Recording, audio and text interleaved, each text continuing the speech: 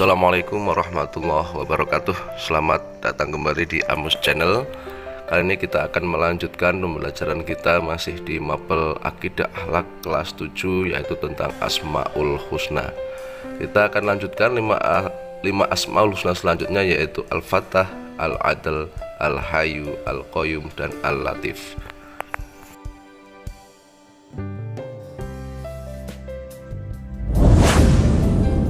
Al-Fattah. Yang keenam adalah Al-Fattah, yang artinya Maha Membuka atau Memenangkan. Allah Subhanahu wa Ta'ala adalah Maha Membuka pintu rahmat kepada semua makhluknya. Dia jugalah Sang Pembuka dan pemberi jalan keluar terhadap masalah-masalah kehidupan makhluknya. Ada beberapa hal yang sulit diatasi oleh kita, seperti kekayaan yang kita tidak miliki, hati yang terkungkung oleh kesedihan, dan persoalan-persoalan yang sulit untuk diselesaikan. Allah Subhanahu wa Ta'ala Al-Fattah, yang membuka semuanya itu. Jika Allah Subhanahu wa Ta'ala tidak membukakan pintu rahmatnya, maka tidak ada satupun kekuatan yang dapat membukanya. Allah Subhanahu wa Ta'ala disebut Al-Fattah, yaitu Allah Subhanahu wa Ta'ala adalah Maha Membuka akan pintu rahmatnya.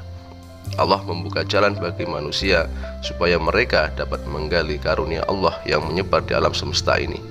Allah juga akan membukakan pintu-pintu kemenangan bagi hamba yang menjalankan perintahnya.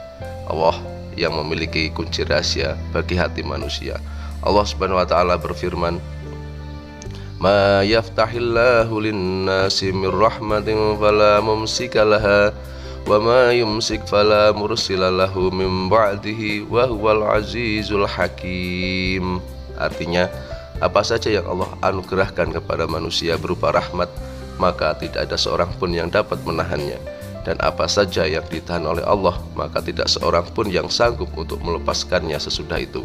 Dan dialah Allah yang Maha Perkasa lagi Maha Bijaksana. Quran Surat Fatir ayat 2. Al-Adl. Yang ketujuh adalah Al-Adl, artinya Maha Adil. Al-Adl artinya adalah bahwa Allah itu Maha Adil. Allah akan berbuat adil dalam pelaksanaan hukum-hukumnya, baik yang ada di dunia ini, terlebih lagi nanti di akhirat. Saking adilnya Allah akan mengadili hewan yang dizolimi oleh hewan lain yang ada di dunia ini.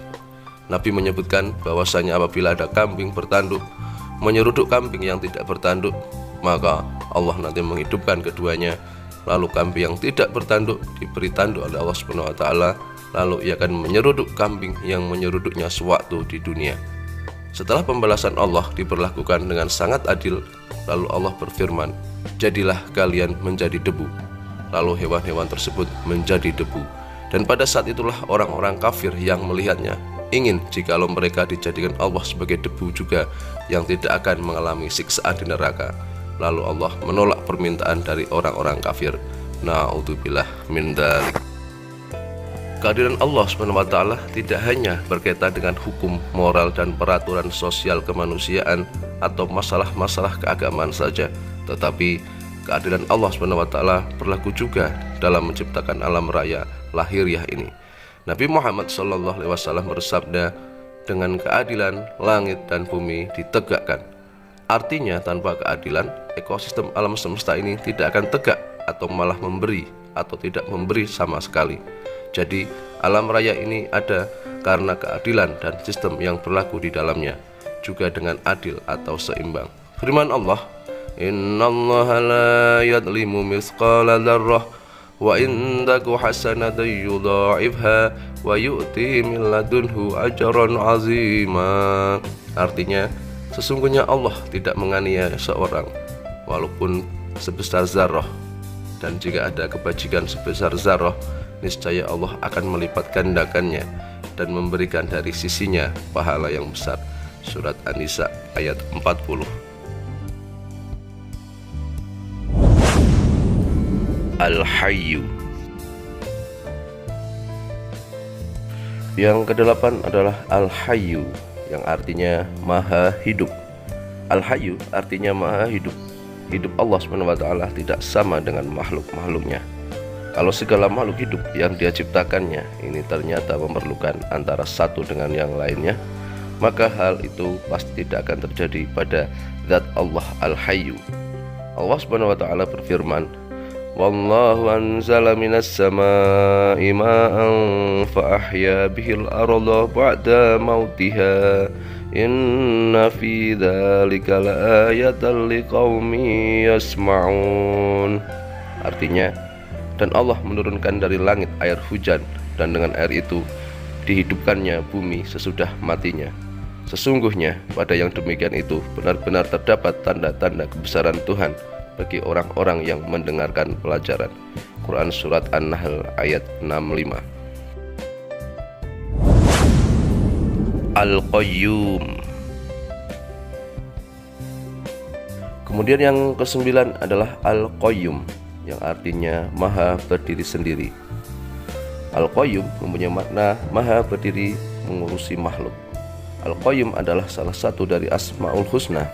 Al-Qayyum artinya maha cermat berdiri dalam mengurusi hamba-hambanya. Allah berfirman dalam ayat Kursi Surat Al-Baqarah ayat 255 bahwa Allah tak tersentuh oleh rasa kantuk sedikit pun, tidak juga tersentuh oleh tidur. Hal ini disebabkan karena Allah lah yang maha suci dari sifat-sifat kekurangan yang hanya dialami oleh makhluknya. Allahu la ilaha illa wal hayyul qayyum la ta'khudhuhu sinatun wala naum. Artinya, Allah tiada Tuhan selain Dia, yang maha hidup dan maha mengurusi. Dia tak tersentuh oleh rasa kantuk dan tidur. Al-Baqarah ayat 255. Al-Latif. Yang ke-10 adalah Al-Latif, yang artinya maha lembut atau halus. Secara istilah, Allah memiliki cinta kasih yang sangat halus pada pemberikan rizki dan nikmat kepada hambanya, atau dalam melaksanakan hukum-hukum dan keadilan. Allah berfirman sebagai berikut, Allahu latifum bi'ibadihi yarzuqu man yasha' wa huwal qawiyyul aziz, yang artinya Allah maha lembut terhadap hamba-hambanya. Dia memberi rezeki kepada yang dikehendakinya, dan Dialah yang maha kuat lagi maha perkasa. Quran Surat Asy-Syura ayat 19. Cinta kasih yang lembut dari Allah Al-Latif terhadap alam semesta terlihat jelas dengan adanya ekosistem pada benda dan unsur alami yang ada. Betapa berartinya cacing-cacing di dalam tanah yang bermanfaat untuk kesuburan tanah, sampai kepada apa saja yang disebutkan plasma nutfah. Semua itu menunjukkan latifnya Allah Subhanahu wa taala. Juga ikan-ikan yang gurih dan nyaman hidup di laut yang asin dan pahit, sehingga dapat dimanfaatkan untuk konsumsi hidup manusia. Perilaku orang yang mengamalkan Asmaul Husna. Yang keenam adalah Al-Fatah, artinya maha membuka atau memenangkan. Bagi orang yang mengamalkan Asmaul Husna Al-Fatah, maka dia A. selalu bertawakal kepada Allah Subhanahu wa taala. B. selalu tunduk dan patuh kepada agama Allah Subhanahu wa taala. C. membuka pintu kebaikan dan menutup pintu kejahatan. D. bersyukur atas rahmat Allah Subhanahu wa taala yang diberikan kepada kita. E. memutuskan perkara secara adil sesuai hukum yang berlaku. Kemudian yang ketujuh adalah Asmaul Husna Al-Adl, artinya maha adil. Bagi orang yang mengamalkan Asmaul Husna Al-Adl, maka dia akan A. berlaku jujur dan berkata benar, apa yang dikatakan sesuai dengan kenyataan, berlaku adil baik kepada diri sendiri, keluarga maupun kepada orang lain. B. menerapkan peraturan atau hukum yang berlaku dengan baik, tidak diselewengkan. C. berbicara dengan penuh keadilan walaupun itu menyakitkan. Yang kedelapan, Al-Hayyu, yang artinya maha hidup. Seseorang yang mengamalkan Asmaul Husna Al-Hayyu, maka dia akan A. berusaha menghidupkan hatinya yang masih dipengaruhi nafsu setan. B. menggunakan waktu hidup sebaik mungkin dalam beribadah dan beramal soleh dengan ikhlas semata-mata karena Allah. C. menghiasi hatinya dengan akhlak karimah. Yang kesembilan, Al-Qayyum, yang artinya maha berdiri sendiri. Bagi orang yang mengamalkan sifat Al-Qayyum, maka dia akan A. mengakui kebesaran Allah sebagai pengatur alam, B. semesta dengan sikap tawadhu kepadanya, kemudian C. istiqomah dalam beribadah kepada Allah, D. hanya mengharapkan pemberian Allah dalam memenuhi kebutuhan hidup, tidak berpaling kepada selain Allah, E. mengandalkan kemampuan diri sendiri dalam memenuhi kebutuhan hidupnya, dan F. menaruh perhatian kepada orang lain sedapat mungkin membantu mereka berupa material ataupun spiritual. Yang ke-10 adalah Al-Latif, artinya maha lembut dan halus. Orang yang mengamalkan Asmaul Husna Al-Latif, maka dia akan A. memiliki hati yang sensitif dan lembut terhadap sesama orang Islam, B. memiliki kepekaan sosial yang mampu menyentuh hati sesama orang Islam, C.